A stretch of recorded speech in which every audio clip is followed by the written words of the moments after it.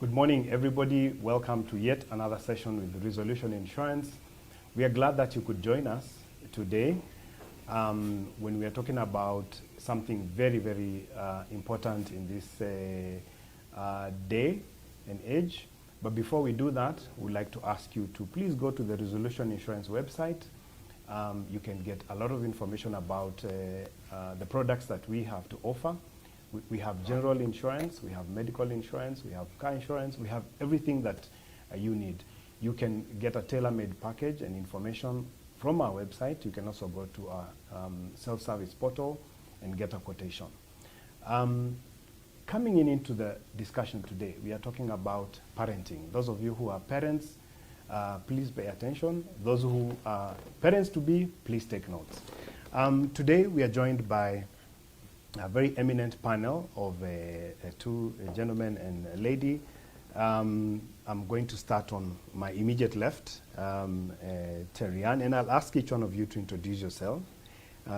Geoffrey Obwon and Dr. Stanley Mukolwe. I'm going to ask you to say your name, what you do, where you can be found, and then we can kick into the discussion. All right. Look at the camera and thank you for the invitation today. I'm excited to be part of this panel and to learn also from my fellow parents what parenting in the modern era looks like. My name is Terry-Ann Chebet. I am founder of KR Botanicals. We're a skincare business, and I also run a communications agency known as the Pink Foundry. And I'm a mother of two girls. My Excellent. first one is 15 and my second is 3. Thank you, Isioki. My name is Geoffrey Obwon. I work at Resolution Insurance. I'm in the sales department, and I'm passionate about service and passionate about insurance. So you can find me at Resolution. You can find me at, I think if you go to our website, as Mr. alluded to, you'll see my details there, contacts. And also, I work with the biggest in-house team that we have, that push insurance. I'm here as a parent too. I'm a father of 3, 2 boys and a girl, 14, 8, and the girl is 4. So I'm also eager to learn from my parents here and a good doctor. So thank you. And my name is Stanley Mukolwe. Been married for 36 years. We have 3 children and a granddaughter. And I work for the Navigators Africa, and I'm also the founder of Raising Future Parents, where we rebuild families to strengthen the nation. We coach parents on how to raise their children and come alongside them to try and help them resolve the challenges that emerge from this process. We've been doing this since 1992. You can find me at the Navigators Kenya office on Kindaruma Road in Nairobi, or you can go to our website at www.raisingfutureparents.com. thank you. Thank you very much, Daktari. And I'm going to start with you. Yes. The first question, unfortunately, is yours. Can you define parenting for us so that we can kick in into this discussion? Parenting, I'd call it the art or the practice of raising children. And it involves providing for them, nurturing them, protecting them, modeling life for them, passing on values to them, molding their character. There are many, many components to it, but it is nurturing and raising of children. Excellent. Yeah. Getting into our discussion today, obviously we cannot do that without talking about the challenges that we face as parenting. In your experience, what is the single most challenging That parents thing face? about parenting today? Okay, I look at it from 2 angles. One is when the parent and child cannot get along. That's a very serious thing. And this usually happens in the teenage stage of life. But I think what leads to that is the other big challenge, when the parents are not available to raise their children. That's a huge challenge, because you cannot raise children in absentia. You cannot delegate relationships to another person. And in this day and age, everybody is busy, and you delegate tasks, and unfortunately, many parents delegate relationships, and that ends up being a real problem in parenting.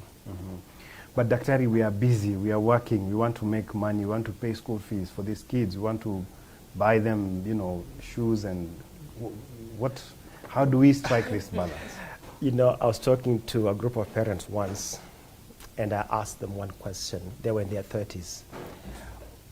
To tell them what they aspire to do in the next 10 years. And everybody gave me what they thought they want to do. Mm-hmm. It had to do with schooling. It had their own schooling. Yes. It had to do with investment. They mentioned things that had nothing to do with children. However, when I asked them, if you live to be 95, looking back on your life, what do you want to see? They all said, we want to see functional homes.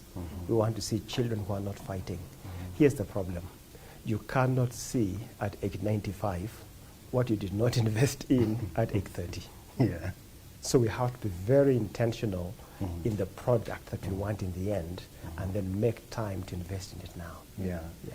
How do you make time? How do you make time? Is it is it scripted? Do you decide to have a timetable? You know, 1 hour every day or 2 hours on Saturday. You know. Yeah.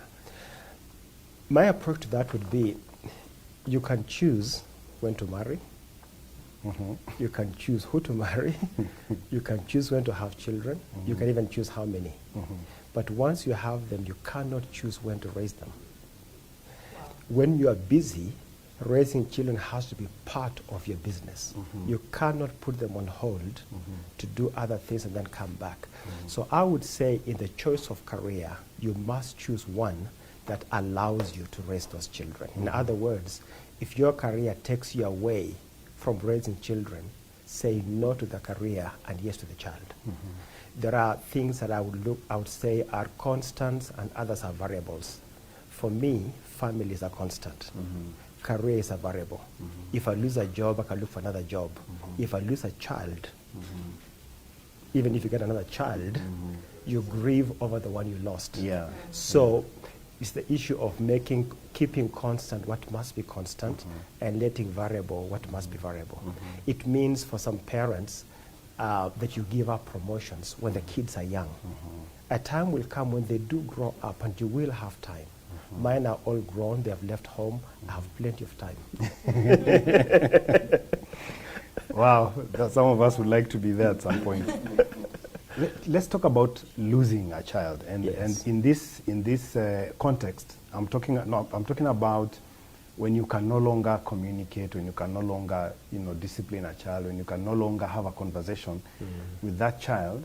You've literally lost them. You've At lost what them. point do we lose the plot, rather, as we? Yeah, it happens slowly.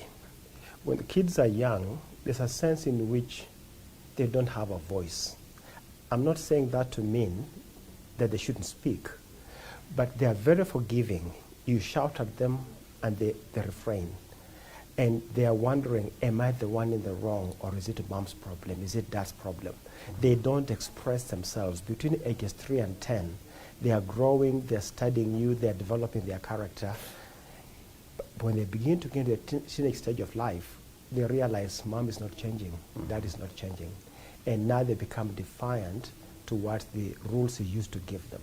Now, if the parent was very dominant, if the parent was always pushing the child to the corner, if the parent was not connecting emotionally with the child, that child will rebel.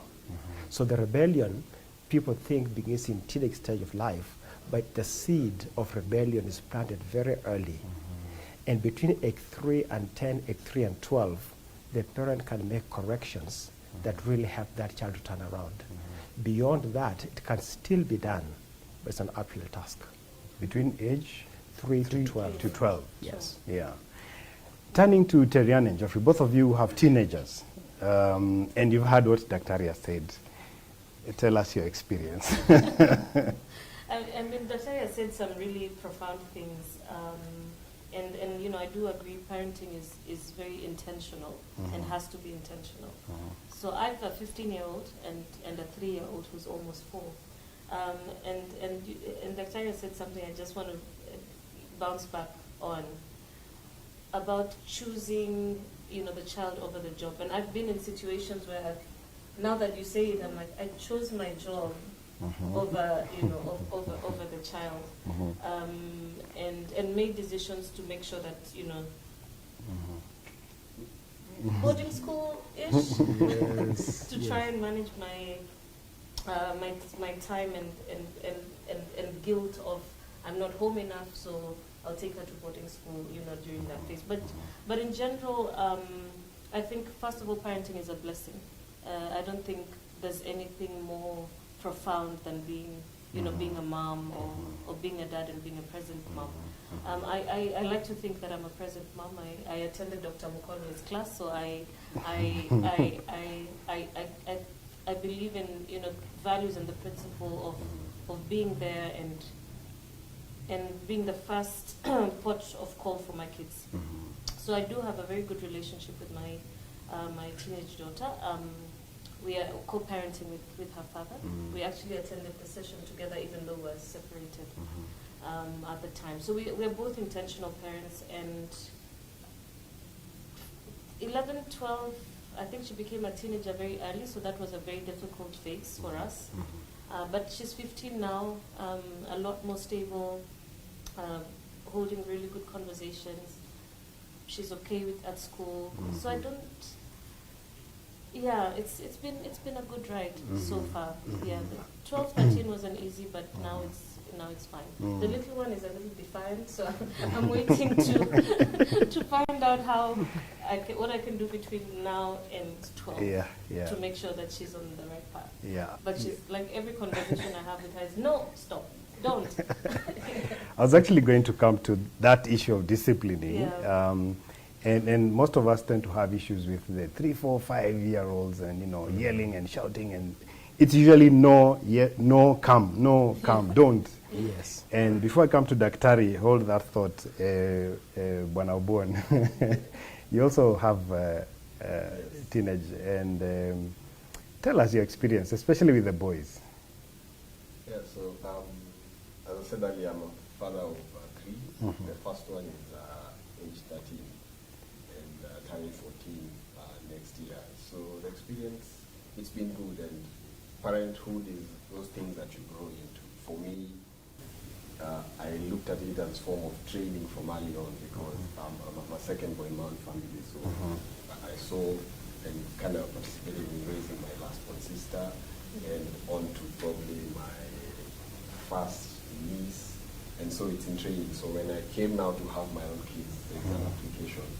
So raising them up to the point when they're teenage. Of course, there are those issues that you go through, and it's been a joy watching them develop at that particular age. I've not gotten to the defiant age yet. Wow. Lucky you. I hope it's not done in the background, but both of us are very intentional in trying to inculcate values, as Doc said, so that there are things that they will remain with, and it's a lot more open in terms of discussion, and I confess here they are more open to the mother than to myself. But I have to bring myself to the point where I have to be at par, so there's always that catch up to make me better, and that's important for me, and I think I see appreciation in terms of that. One thing is to get interested in what they do, in their forms of conversation. It may not be something that I necessarily like, but it's something that they like. So then what am I able to do about it? And if I'm supposed to change a view or a perception, then it's something gradual. I don't think it's the way we were brought up, where these days it's no longer don't do, and not at that particular age. Yeah. So for the teenage, it's a lot more intentional in terms of how you engage, and for a boy going into a man, so you have to act as a man for them to see what it is about. If you attend Dr. Mukolwe's class, he should give you an advanced certificate, because you've covered a lot of ground.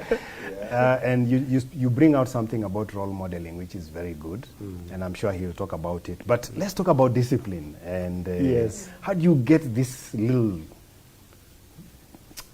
to do what you want? What you want them to do? Yeah. It always begins with instruction. You see, you have to instruct, and when you give instruction, there are certain ages where the child doesn't have much vocabulary. And so there must never be any discipline if the instruction has not been given.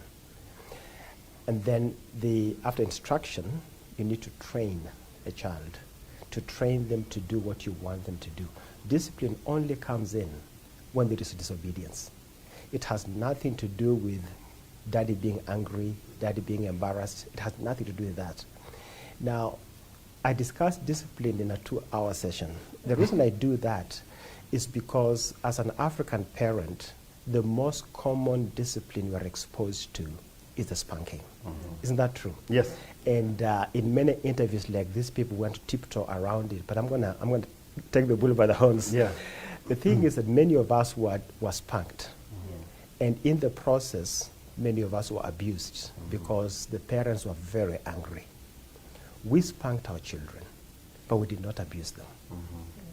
Now, for my audience who are listening on the internet, the word discipline very often brings a negative emotion. And if I was to ask them to think about a negative emotion that comes with the word discipline, they'll think about pain, they'll think about sorrow, they'll think about hurt. And those are all true. However, that should not be the lingering memory of discipline. And talking about spanking, it's been outlawed in many societies because it was abused. But my opinion is that it should be examined. Just like rape is violent, sex between husband and wife cannot be outlawed because of rape. Did you see that? So there needs to be thought put into it. The rod is innocent. The user can use it to drive out foolishness or to abuse the child. Yeah. And so we had a predetermined amount of discipline that's appropriate for the age. Think, for example, a nursing baby on the mother's breast. They are nursing and they bite the mother. That's a foolish act. So what does the mother do? Most mothers would flick them with their finger. Now, does that constitute corporal punishment? Well, in effect, it does. Is it evil to do that? No. It is given to the measure that the child gets a little pain to let them know the act they did was not acceptable. So we're not talking about thrashing children, but all discipline, however you look at the word, is painful. The discipline that the athletes have to go through, to wake up early, to run, to deny themselves foods they wish they could eat, all discipline is painful. But discipline is an act of love. Now, those who experience discipline negatively would always look at it as my father hated me, he disciplined me. But in fact, when you discipline, it's because a child is going beyond the boundaries that are set. So when people rebel, it's like a boiling pot going off the boundaries. When you discipline, you first have to set the boundaries and then let the child know the consequences that will happen if they transgress the boundaries. One of the biggest challenges is that there is lack of communication between parent and child. And because of that, the child doesn't understand why the boundaries are there. At a very young age, they don't need to understand. Because a child walking to a stove boiling with water doesn't have to understand what will happen to them if they touch it. And we train our children at that young age, 2 years, that I can call them by name. They will stop, look at me, and turn around and come to me, and I can save them from the danger of touching that stove without even them knowing why I called them. But the discipline to train them to respond to their name, to turn to you, has to be done ahead of time to save them from that crisis. So the next time we have a session like this, I can go step by step on discipline, but just wanted to mention that don't run away from the rod. We did not run away from it. We learned how to use it well. Yeah. You actually addressed something I was going to ask you. Now that corporal punishment was scrapped, Yes. Has that made our children better? Because some people tend to think that the previous regime, so to speak, was better. Yeah. Okay, it has not made them better, but neither can we blame all their rebellion on the lack of corporal punishment. Absolutely. And neither can we say that all the generation turning out well was purely because of it. I think that governments are wise in stopping or limiting the use of corporal punishment, because for the most part it's abused, for the most part.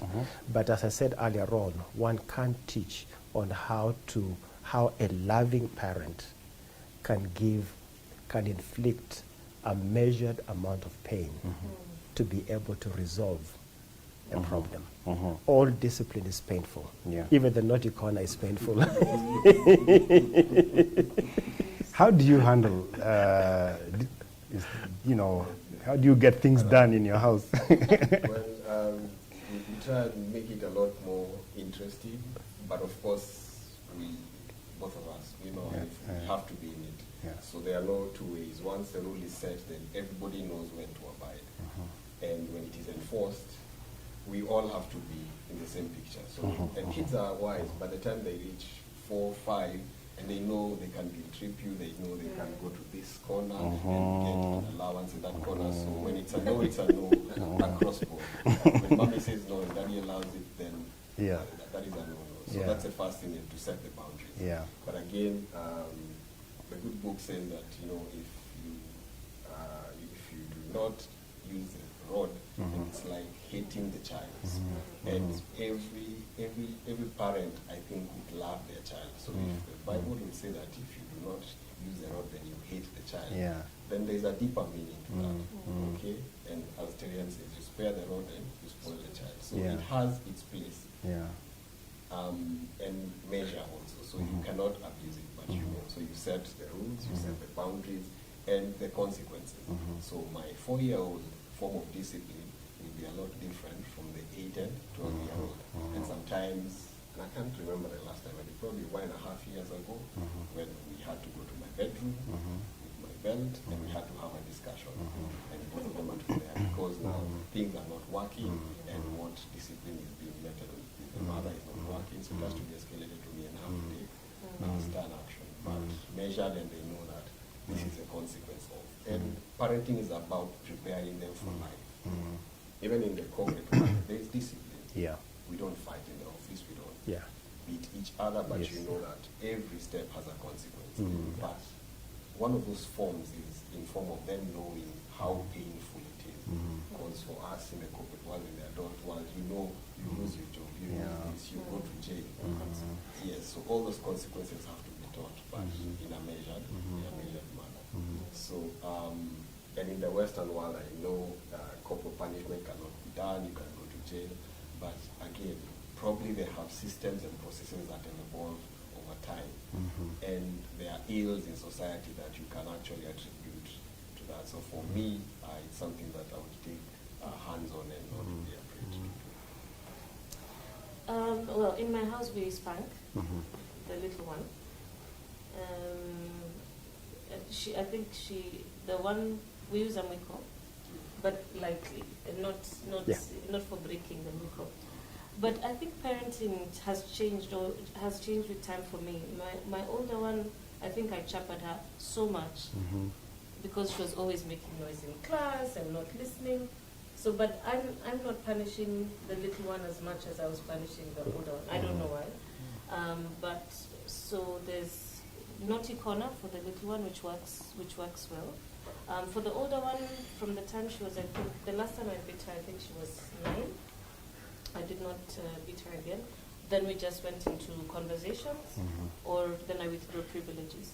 So, and grounding, and that seems to usually work. And if it gets really a place I can't deal, then I also escalate to her father. Then he handles it. But I think discipline is it's painful, but it is absolutely necessary. And sometimes we're not there enough to even know what's happening at home. So we're coming back with gifts. We don't listen to maybe the nanny and what happened during the day. So I think either we've become too busy as parents to actually discipline our kids because we're not there enough. So I work half from home. Although I think working from home has changed that a little bit. We've been forced to stay home and be parents.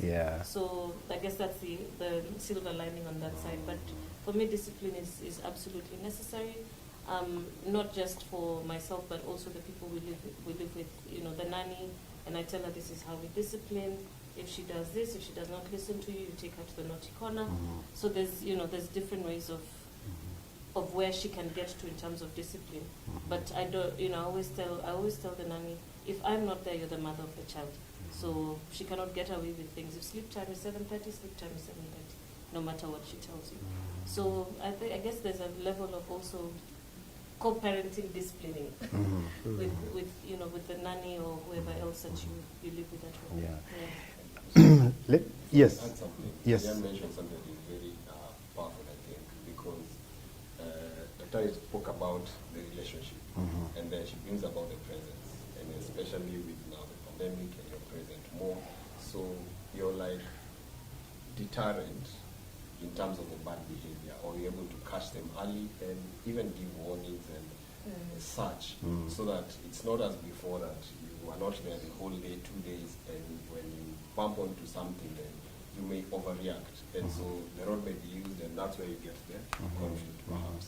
So being present more in the relation or more is good. And then she also mentioned something about privileges, because sometimes now you give so much privileges and you do not know when to withdraw them, and some of them is all about discipline. Yeah. Daktari, they brought out an issue about COVID-19, the working from home situation, and what has changed. Tell us from your experience and in the realm that you're in, what has changed, and how are we handling it? Are we handling it well? Is it appropriate? When we got our first shutdown in March of last year, and it was, we're having classes, parenting classes, so they had to go online. We usually have about 60 or 70 students in class. And the following 2 weeks later, we had a purely online class, and we had triple the number of parents attending. Wow.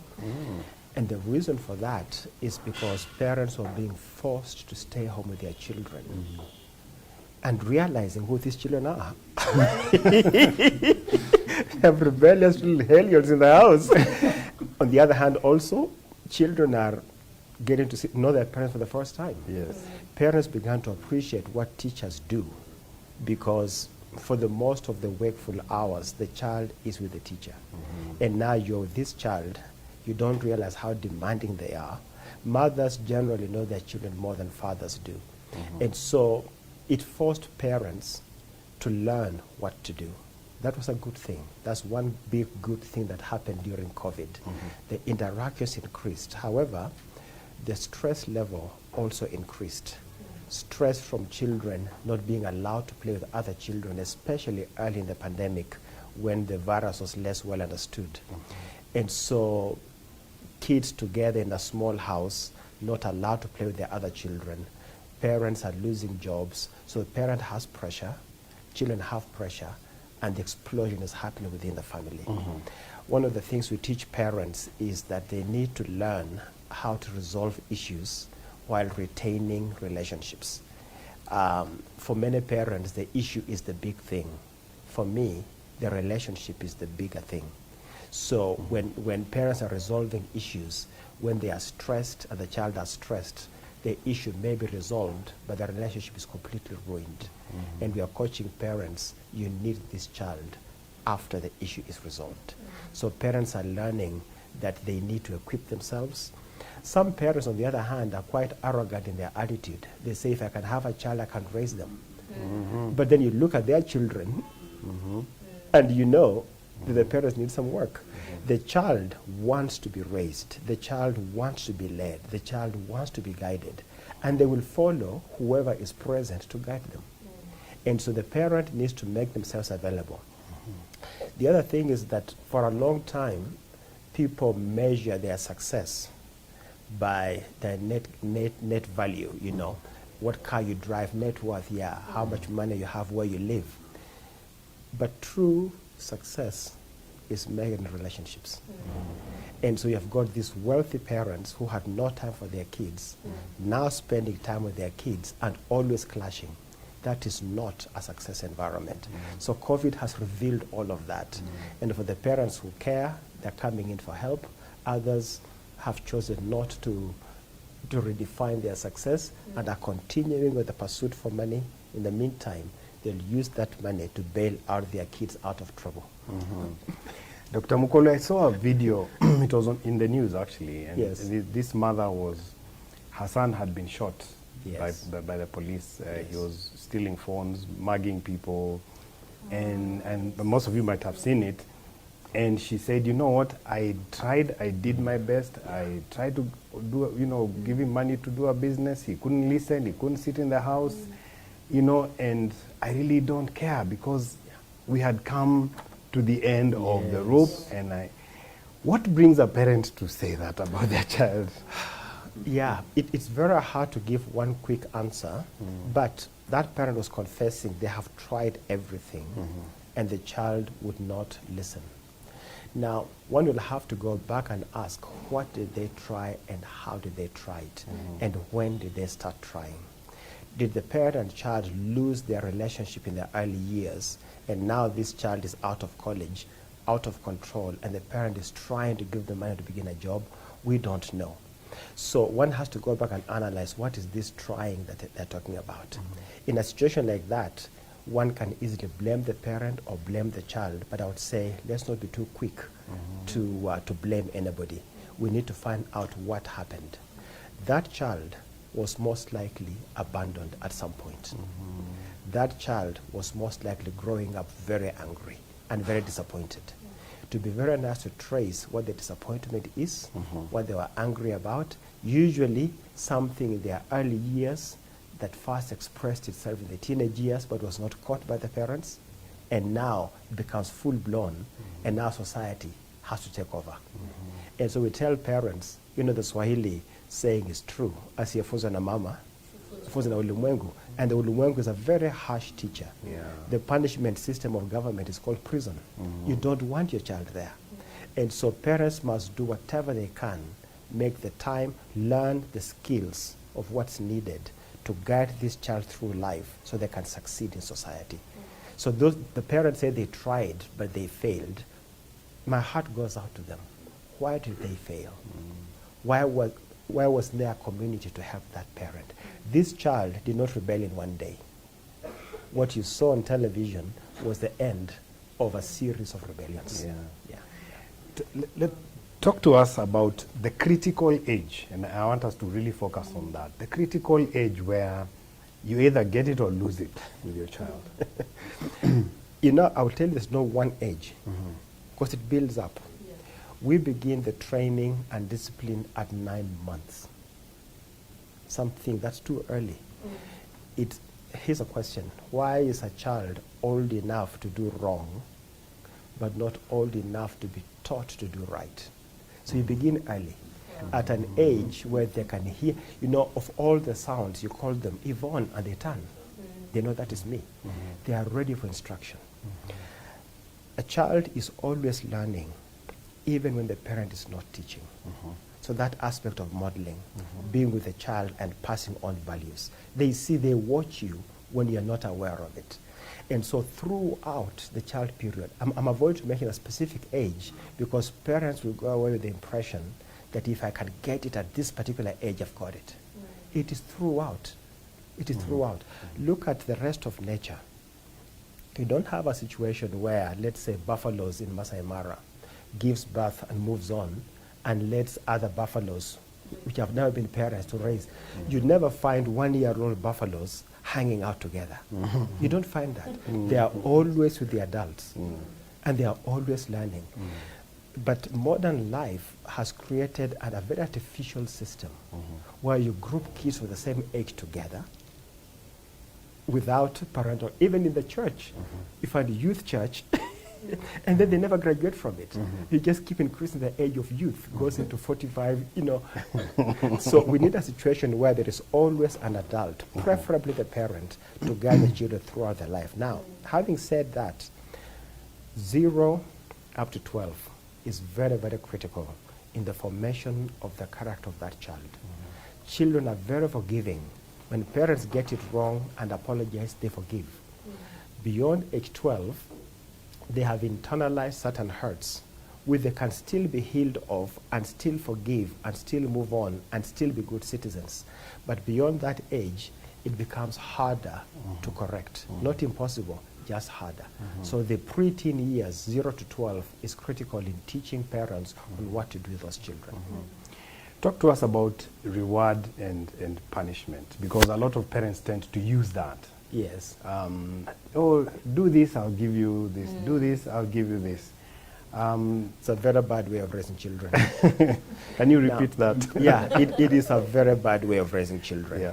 When we were raising our children, we taught them, if you make your teeth dirty, you brush them. If you make your plate dirty, you wash it. If you sleep in your bed, you make it. Those are things, those are part of normal life. Having said that, there are times when maybe you've got 20 guests in the home and your child has been wanting a little money to buy something. You can tell them, son, when the guests are gone, I'd like you to take care of all those dishes and I will pay you for that. So it needs to be the parent's decision to pay for a service done over and above the norm. It should never be a demand from the child. Now, a loving parent will do that, and a child will understand, I can earn some money. So we don't want a situation where a child thinks that everything has to be rewarded, because real life is not like that. Yeah.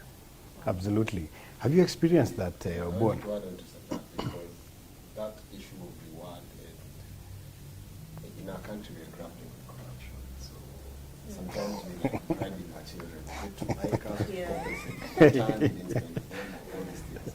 So, and there's no free lunches. And if that continues, then they have this entitlement when they grow up that I always should get something, or if for any little service that I give, I must get something. So those have to be taught early, like chores in the house, they have to be done. So yes, we may be saving on the health, but you can get extra money, but you have to employ yourself to go and do something to get something. So they may want all these things, gadgets, so then building a culture of saving, so save for it and work for it. So I want these things because I've seen them on telly, I've seen them on the internet, and I want these shoes. I'm like, okay, fine, you have a set of shoes. If you do not like them, then save towards getting, so that it's always about, they are always working towards something, other than just being given on a simple platter. Yeah. Terian, have you been guilty of cool ice cream? I think we all have been guilty of, bribing from time to time. But now that I think of it, I mean, by the age of 10, 11, way back, I knew how to cook ugali, I could mop the house, I was usually the one making the vegetables. As Sukuma wiki, I was an expert cutter, and But I think for us, we're not raising our children in the same way.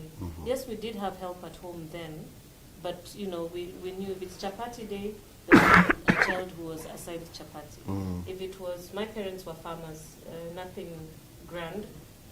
So during the harvesting season, we were all waking up and you go to the farm.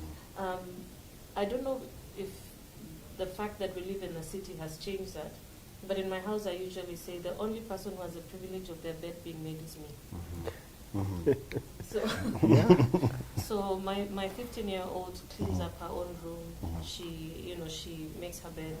She decided to be a vegetarian, so she makes her own food. Unless whatever is available, is something that she can eat.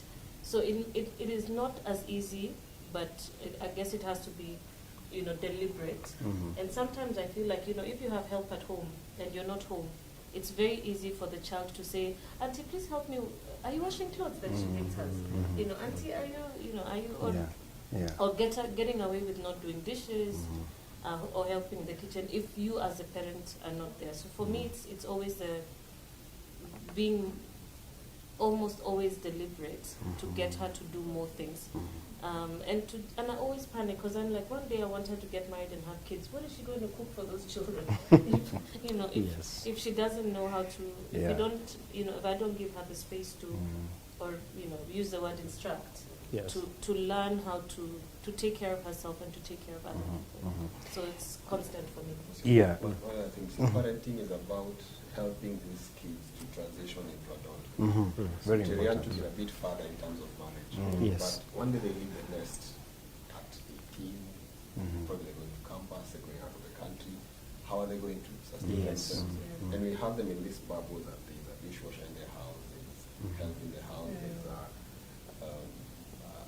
Washing machine. all these things, but they have to learn to do their things on their own. They must be able to cook. Yeah. So thank God for COVID. Because my son is able to cook a meal for us. He can run the kitchen and the mother will sit and he actually bring very good food. Yeah. And so that is a plus. And that comes because probably, and for the men out there, there is no harm in going to the kitchen and preparing that meal. Say that louder. They had the spice in the house of it. Again, you Yeah. see, they learn from that instruction. So Mm. there's instruction that Yeah. you will only get when you see how it is done. Yeah. So today is a boys' day in the kitchen and make it fun. Some of these things are learned early. So I see my little girl on the counter there, standing on a stool, and even as she has a rolling pin making chapati. So it starts that way and you build on that. So that you transition them into adulthood. Fantastic. Daktari, talk to us about child work and child labor and teaching children. Oh, yeah, children must be taught to work because as adults, they will work the rest of their lives. And if no one works, let them not eat. Yeah. So, yeah, we teach them to do chores in the house at a very early age. And children instinctively want to learn. You know, when they are very young, they follow you around like a shadow. They see you in the sink. They want to wash dishes with you. The problem is that for the most part, at that stage, parents forbid them from doing it. Usioshe, utavunja. You know, it will take you twice as long to wash with the child, but that's how they learn. The affluent parent has house help and other helps in the house. House help must never be a substitute for teaching your child how to work. You know, a child by age 5 or 6 should be able to make their own bed, clean their own room, they are washing their own clothes, begin with socks. Socks because they tend to walk through the house with socks and they make them very dirty. And if somebody else washes them, they don't really care. But you teach them, if you make those socks dirty, you will wash them. Not as a punishment, but you teach them how to wash them as part of normal life. And so now here's the other thing. Children need to see parents working. You know, so you don't tell the children, go wash dishes. You tell them, let's wash dishes.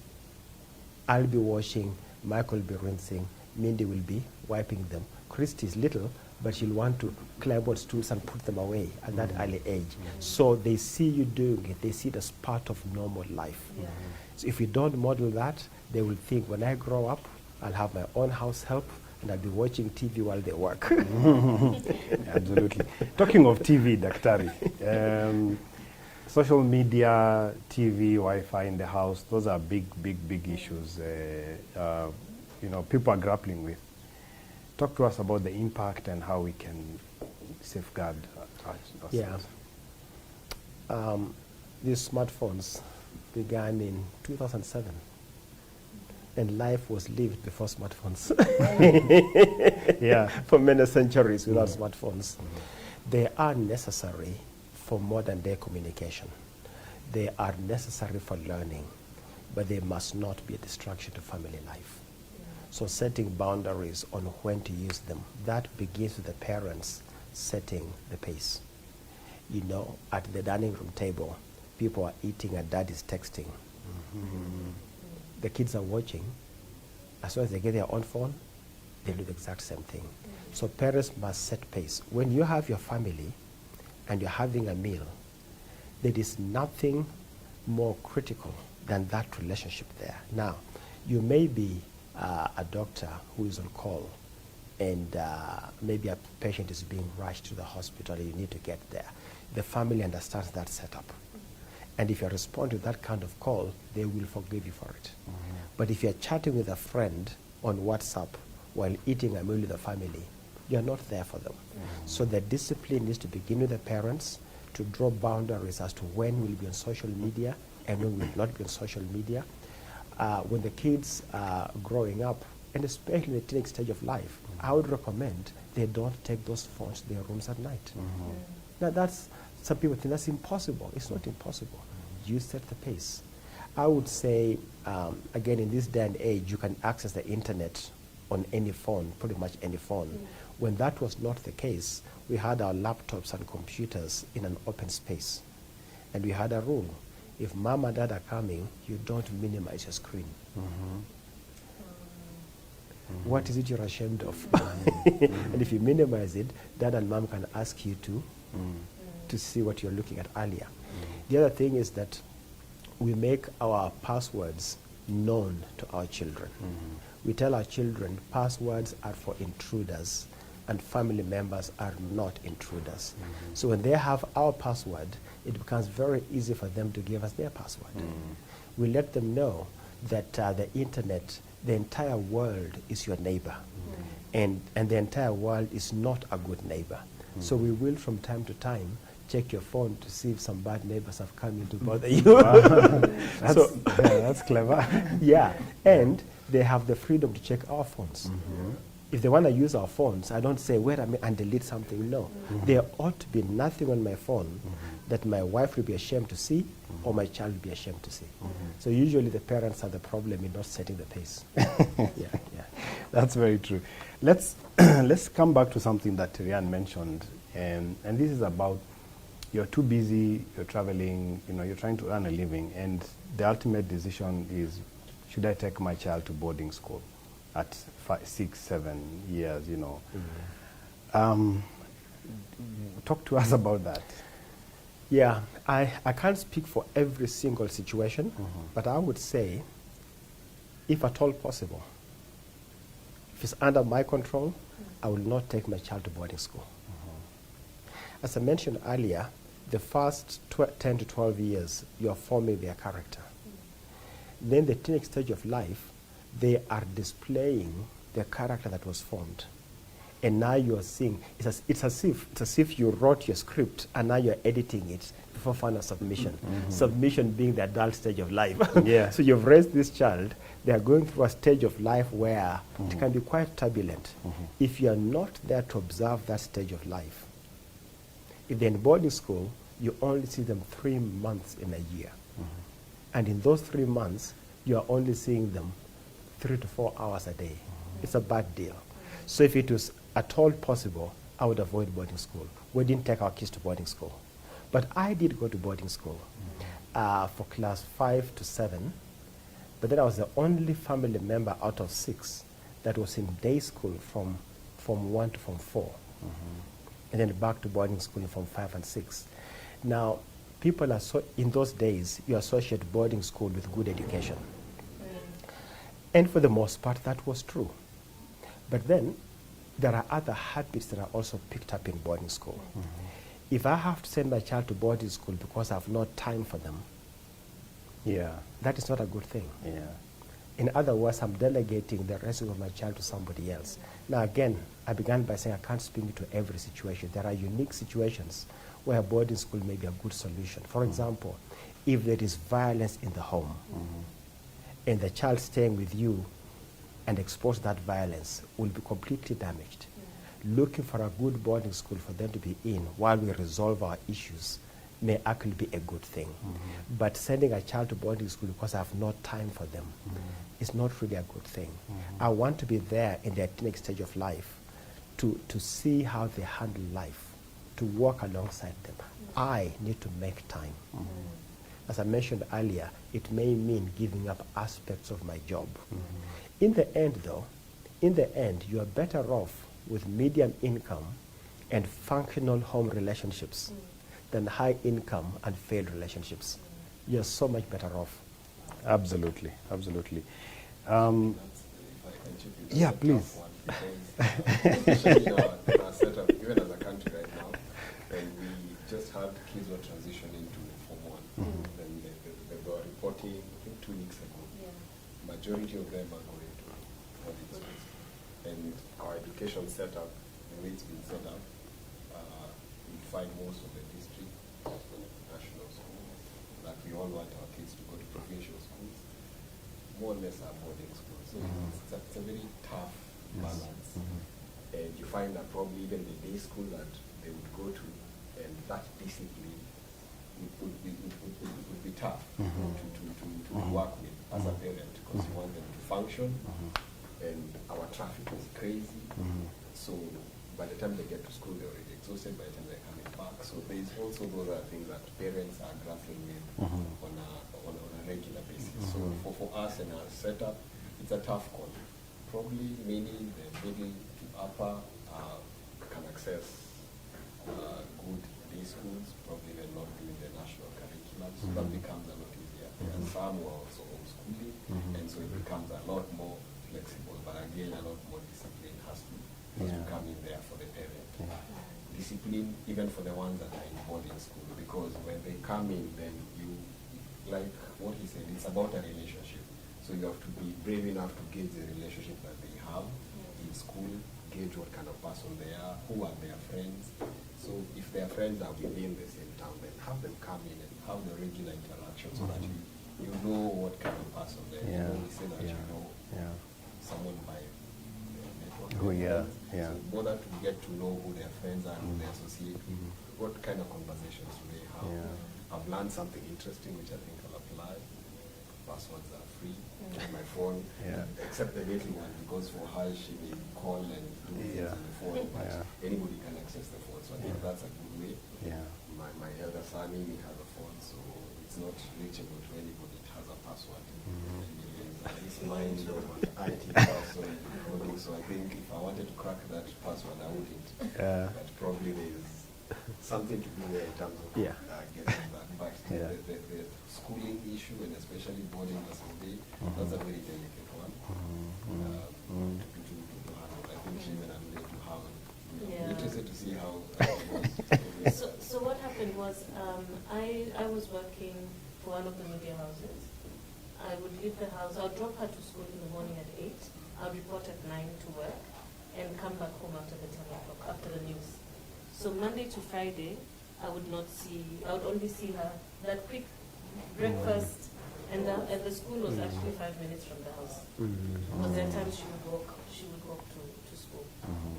So Monday, Friday, I would not see her. Saturday morning, her dad would pick her up, bring her back on Sunday evening. So I basically had no time. I didn't help with homework, and I guess at that point, it didn't even cross my mind, should I look for another job for some reason. I think I really didn't enjoy my job at the time, but so I just decided, no, I'll take her to boarding school. So I took her to boarding school at 9. However, it was a weekly boarding school. So she came home on Friday and went back to school on Sunday evening. But now what happened was, on the weekends, then I had the bargaining chip. So one weekend she'll stay with me, the next weekend she'll stay with her dad. So finally I was able to, I guess, spend more time with her. But it's a dicey space. She's 15 now, and she's in boarding school, high school, and it's a tough one. But for me, I say it's both. It's a good education that I want her to have. So it's a compromise we've had to make. But when she's home on holiday, we try as much as possible to really work on quality time. Absolutely. Daktari, you mentioned earlier that you run parenting classes. Yes, we do. As we are coming to a close the program, and I'll ask you one or two other questions, but just tell us, you run parenting classes? Yes. We have 3 sets of classes. The first set of classes runs for 12 weeks, and it focuses on parents of children ages 0 to 12. And we meet for 2.5 hours each time. With the days of COVID, we're doing it online. So people register for the class, they get their reading material and study material. Then either myself or some of the parents that I have trained will come online and give a 1-hour lecture. And during the lecture, we interact with parents. They ask us questions and we respond to them. Then there is a time that they go into small groups and we give them specific questions to discuss in there. So there is the instruction, there's the reading, there is the peer learning. And this goes on weekly for 12 weeks. We cover topics like discipline. We cover, our course is Bible-based. So we cover the scriptural basis for training and discipline of children. We look at suggested levels of discipline. We look at how to impart wisdom and life skills to your children. We look at the roles of fathers and mothers. We look at the spiritual development of your children. We look at the role of play and affection. We look at how to help your child to succeed. So that's one set of classes. The second set of classes focuses on raising adolescents. And we want parents of children 9 and above to come to that, because the teenage stage of life, really, that word teenager only makes sense in the English language. Nothing magical happens at 13. But the transition begins from age 9. So we are asking parents age 9 and above come in for the parenting of adolescents. And in that class, we begin by teaching them the transition that's taking place and what they can expect to see in their children. We teach them how the teenagers see the world. We teach them why teenagers do what they do. We teach them how to cope with the challenges they are going to experience with their teenagers. We teach them how to 5 levels of communication with their teenagers so they can get through to them. You know how most parents ask teenagers, is everything okay? Yeah. What's wrong? Nothing. You're getting this one-word answers, but you know there is something going on. How do you get through to that teenager? So, and we have books that we use, and I've got some of them with us right here. Please, yeah. The Raising Future Parents, that's the book that we use for parents ages 0 to 12. And Courageous Parenting, this is the book that we use for parents of teenagers. So when they enroll in class, they get a book, they get a handout. So when you're lecturing, they're able to take notes, and then they go into small groups. The third class that we offer is coaching parents on how to disciple their own children. Again, that's Bible-based as well.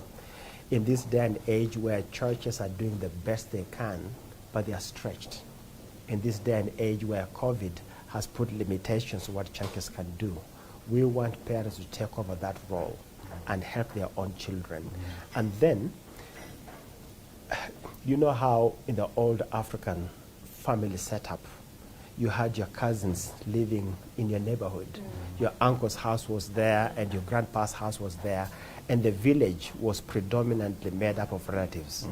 Now we want a situation where you can recreate that village within the city setting without necessarily tapping into your relationship, into your relatives. You want to tap into existing relationships that your children have already formed. Some of those are in the neighborhood, some of those are through school. So you're coaching parents, disciple your own children and tap into those relationships so that you are interested in the peers of your children, because negative peer pressure is the biggest influence on the teenager. So as a parent, you need to be preoccupied with influencing your child with their peers. We call that course Peers Without Pressure. And that coaches parents on how to disciple their children along with their peers. There is a fourth course, and the fourth course is coaching parents on how to process their anger. A lot of parents have come from abused backgrounds. And they are easily angered by anything and everything. And because of that, they abuse their children. In the course of training them to raise their children, they identify themselves. You know, they keep saying, my child makes me so angry. And you tell them, your child doesn't make you angry. The anger is already resident in you. Your child provokes it. And then we invite them to come to a class where we can teach them on how to process that anger. Those are the 4 that we offer. And if you go to our website, raisingfutureparents.com, you can enroll online. We have a class starting tomorrow at 7 a.m. that particular class is for the parents of younger children, and the registration is still open. They pay a certain amount of money I think it's for 5,000 shillings for the 12 sessions, and that fee includes the books. Absolutely. And it's, I talked to one parent who is a professional speaker and motivational speaker, and they said 20 years after leaving college, this has been the most productive education they've ever received from their college degree. Yeah. And, we've given our lives Yeah. to building up families. That is fantastic, Daktari. I mean, I wish we could continue for the next 1 hour, but we must end the session. It was very informative for all of us. I think for the panel here, they also gave us their own experiences, which I Yes. found very interesting. And I like the idea of forming a village within Yes. where you live, because then, her children, his children, my children, your children can, Yes. grow up in... And the parents in that village set the values. Yes, The absolutely. values are taught at home level, but enforced at village level. Yeah, absolutely. I would like to thank you guys very much for the nice, vibrant discussion, for giving us your own personal examples. Terian Chebet, Geoffrey Obwon, and the one and only Dr. Stanley Mukolwe. Thank you very much. And I'll be talking to them to give us another session, I think. Thank you very much. We'll learn a lot more. So thank you very much, everybody, for staying with us and being with us in this session. As I say, those who are parents, I'm sure there's a lot to learn. You can register for the classes. For those who are aspiring parents, you made notes, and it's a journey, it's a process, as you've heard. And we thank you very much for your time. And until next time, when we bring you another session from Resolution Insurance, we thank you and have a good day.